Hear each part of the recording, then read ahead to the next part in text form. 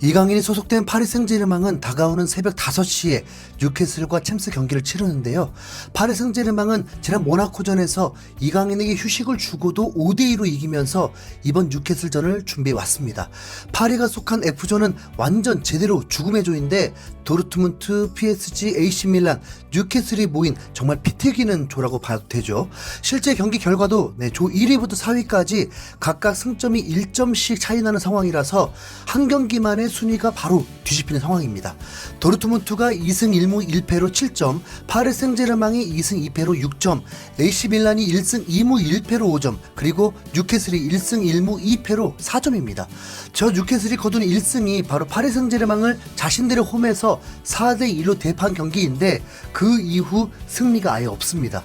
여기서 뉴캐슬이 파리를 이기면 바로 7점으로 도르트문트를 따라잡을 수도 있기 때문에 죽음의 조라고 하는 이유가 있는 거죠. 당시 경기에 이강인이 나오지 않아서인지 음바페에게 공이 제대로 전달되지 않아서 답답하게 끌려가는 모습이었는데 A매치 풀타임을 소화한 이강인을 리그 경기에서 아끼는 걸 보면 이번에는 선발로 나올 가능성이 높아 보입니다. 부상이 아닌 한 이강인은 리그 6경기에서 전부 선발 출전을 했지 교체는 아니었는데 직전 경기였던 모나코전에 휴식한 이유는 뉴캐슬전을 대비하기 위해서밖에 없거든요. 게다가 파리의 성골 미드필더 자이르 에메리가 A매치에서 발목을 다치면서 이탈해버려서 이강인의 활약이 더욱 간절해지기도 했고요. 프랑스 매치인 풋 메르카토에서는 다가오는 뉴캐슬전 선발 멤버 9명은 고정이고 두 자리가 확실하지 않다고 분석했습니다. 이 매체가 생각하는 고정 멤버는 골키퍼 포함 포백 라인과 삼선 미드필더 2명 그리고 음바페와 덴벨레까지 9명인데요. 남은 두 자리 중에 2선 미드필더 자리를 놓고 비티냐와 이강인이 경쟁을 할 거라고 봤습니다. 하지만 이건 어디까지나 예측일 뿐이고 음바페가 중앙 공격수 자리 들어간다면 비티냐가 가운데고 이강인은 왼쪽 윙어로 나와서 두 선수 모두 출전할 가능성도 있죠. 실제 파리의 엔리케 감독도 인터뷰를 통해서 뉴캐슬전 라인업에 대한 질문을 받았습니다.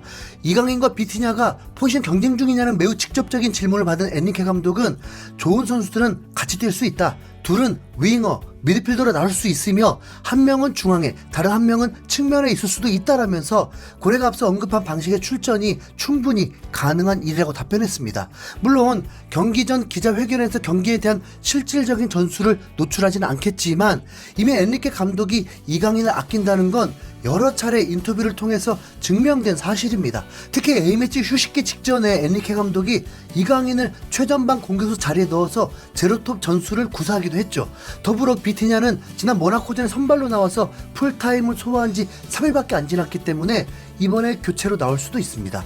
물론 비티냐는 이번 기자회견에 동석하면서 선발로 나올 확률이 매우 높긴 하지만 이 역시도 감독의 심리전일 수 있으니 어느 것 하나도 확신할 수는 없습니다. 어쩌면 파리에게 있어서 리그보다 더 중요한 게 다름 아닌 챔피언스리그 성적이기 때문에 뉴캐슬전 결과가 가장 중요한데요.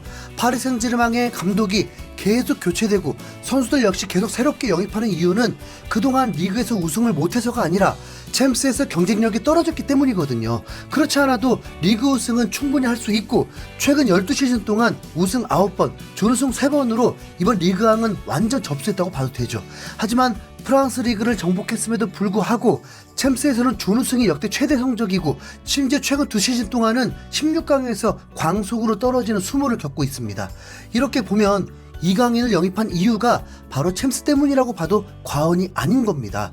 한국 대표팀으로 고생한 이강인을 쉬게 하려고 모나코전에 교체로도 투입하지 않았던 만큼 이번 뉴캐슬전 활약에 대한 기대감도 엄청나게 큰 상황이라고 봐야 하고요. 그런 기대감을 증명이라도 하듯이 뉴캐슬전을 앞두고 프랑스 현지 방송에서는 이강인의 스페셜 다큐 영상을 방영했습니다. 그것도 프랑스 3라는 공연 방송인데 한국의 KBS 1 채널 같은 느낌이라고 하네요. 이강인 현상이라는 제목부터 느껴지듯이 한국뿐만 아니라 프랑스 현지에서도 실제로 이강인의 인기가 미친 수준인데요. A매치를 위해서 한국에 입국하는 이강인을 응원한 수많은 한국 팬들의 모습을 보여주면서 이강인이 한국의 슈퍼스타라고 알려줬습니다. 이 방송에서는 이강인을 아이콘이라고 하면서 모든 한국 브랜드가 이강인을 모델로 쓰기 위해서 안달이 나 있다고 말하기도 했죠. 그러면서 어린 시절 슛돌이에 출연해서 통해서 많은 사랑을 받았다는 사실도 전했습니다.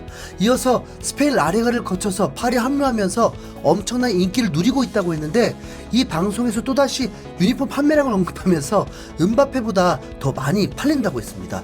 이런 엄청난 영향력을 본 프랑스 공영방송은 이강인은 파리 생제르맹의 아시아 공략에 도움을 줄 것이다 라면서 이강인 효과를 아주 높게 평가했는데요. 뉴캐슬전을 앞두고 이런 방송이 나왔다는 건 당연히 선발을 기대하고 있다는 증거죠. 이강인의 선발이 유력한 또 하나의 이유는 바로 이번 A매치 기간에 보여준 활약입니다. 지난 경기 선발 풀타임을 소화한 비티냐는 포르투갈 대표팀 소속이긴 하지만 팀 내 입지는 완전 주전급은 아닙니다. 로테이션 멤버 정도의 위치로 이번 11월에 두 경기 모두 후반전에 교체로 투입됐고 별다른 공격 포인트도 올리지 못했습니다. 그래서 체력이 충분히 쌩쌩했던 거고 바로 모나코전 풀타임 소화를 했던 겁니다.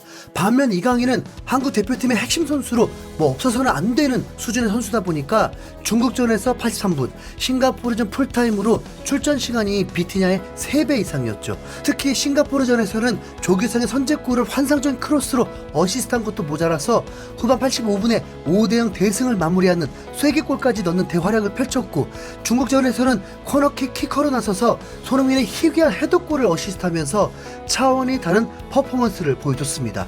이 정도면 뉴캐슬전에 안 쓰는 게 이상한 그런 상황이라도 봐도 되잖아요. 네. 그리고 이강인이 뉴캐슬전에 출전하면 공격 포인트를 올릴 가능성도 아주 높습니다. 왜냐하면 현재 뉴캐슬의 부상 상황이 토트넘보다도 더 심각하기 때문이죠. 일단 큰맘 먹고 영입한 미드필더 토날리는 불법 배팅에 연루되어서 출장 정지 징계를 받았고, 핵심 공격수인 칼럼 윌슨도 부상에다가 센터백 듀오인 보트만과 덴버 모두 다쳤습니다. 프리미어리그의 부상 상황을 알려주는 프리미어리그 인저리라는 매체를 기준으로 하면 총 13명의 선수가 출전 불가한 상황입니다. 25인 스쿼드의 절반 이상이 나오지 못하는 정말 상상 초월의 부상 악재를 겪고 있습니다. 참고로 같은 매체 기준 토트넘의 결정 명단은 뉴캐슬보다 딱 2명 적은 11명입니다. 그래서인지 통계 매체인 후스코드닷컴은 파리 생제르맹의 3대1 승리를 예상했었는데요. PSG는 올 시즌 의심의 여지 없는 챔스 죽음의 조에서 2위에 올라있다. 파리가 거둔 2승 모두 홈경기였기 때문에 부상에 시달리는 뉴캐슬을 홈으로 불러들인 이번에도 이길 것이다 라면서 지난 1차전 패배를 갚아줄 거라고 봤습니다. 또 다른 통계 전문 매체인 옵타에서도 파리의 승률을 55.8%로 높게 측정한 반면 뉴캐슬의 승률은 절반도 안 되는 22.2%였죠. 이번에 뉴캐슬이 파리에게 패배한다면 그대로 조별리그 탈락이 확정됩니다. 이강인이 이번에 아예 골까지 넣어버리면서 뉴캐슬 탈락의 쐐기를 박는 활약을 할 듯한데 벌써부터 정말로 기대가 되네요. 내일 새벽 5시 오늘 일찍 주무시고 새벽에 같이 이강인 응원해주시면 감사하겠습니다. 이상 흰수염고래였습니다. 감사합니다.